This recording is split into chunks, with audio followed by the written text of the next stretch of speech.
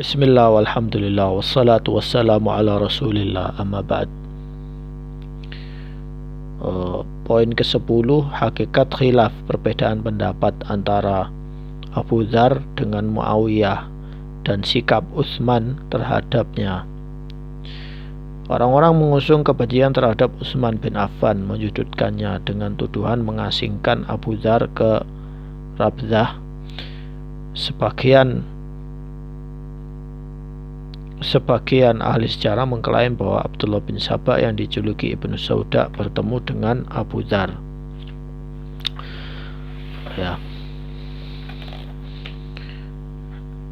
Di Syam, lalu Ibnu Sauda ini mempengaruhi Abu Dzar dengan perilaku qanaah, zuhud, membantu fakir miskin, dan keharusan berinfak terhadap harta yang melebihi kebutuhan, sehingga Abu Dzar memulai mencela Muawiyah. Maka Ubadah bin Samit membawanya kepada Muawiyah dan berkata kepadanya, "Orang inilah yang demi Allah yang telah mengirimkan Abu Dzar kepadamu." Maka Muawiyah mengusir Abu Dzar dari Syam. Ahmad Amin berusaha mempertemukan pendapat Abu Dzar dengan pendapat Mazdak al-Farisi. Menurutnya, sisi kemiripan hadir karena Ibnu Sauda berasal dari Yaman lalu berkeliling di Irak. Saat itu orang-orang Persia berada di kedua daerah tersebut sebelum Islam. Maka tidak tertutup kemungkinan bila Abu Dzar mengambil pemikirannya dari aliran Mazdakiyah di Irak. Abu Dzar memeluknya dengan niat baik dalam mengikutinya. Wallahu a'lam. Semoga kisah Abu Dzar yang menjadi sandaran pihak tertentu untuk menyudutkan Utsman adalah kisah batil yang tidak berpijak pada riwayat yang sahih. Dan apa yang dikatakan bahwa Abu Dzar memiliki hubungan dengan Ibnu Sauda adalah batil dan tidak ada keraguan mengenai itu.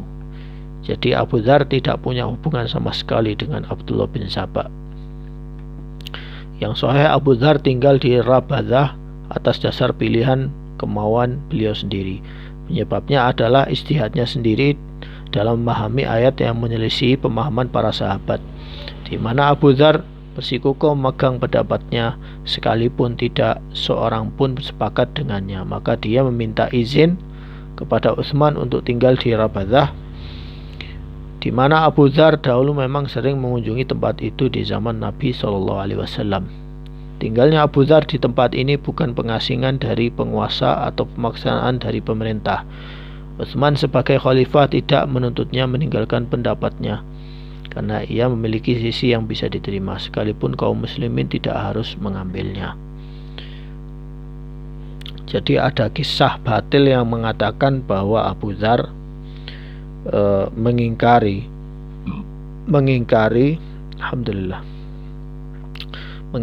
apa yang dilakukan oleh Muawiyah bin Abi Sufyan dengan mengumpulkan harta yang banyak. Kemudian beliau dianggap lupa zakat, lupa sedekah, lupa untuk menginfakkannya di jalan Allah. Jadi mungkin ada beberapa perbedaan pendapat antara sahabat tentang masalah fikih, tapi mereka tidak berselisih sama sekali dalam masalah akidah, ya. Jadi seperti itu. Ini sebenarnya ceritanya panjang. Insya Allah akan saya lanjut ke bab berikutnya. Nanti bisa dibaca lagi. Sekian, wassalamualaikum warahmatullahi wabarakatuh.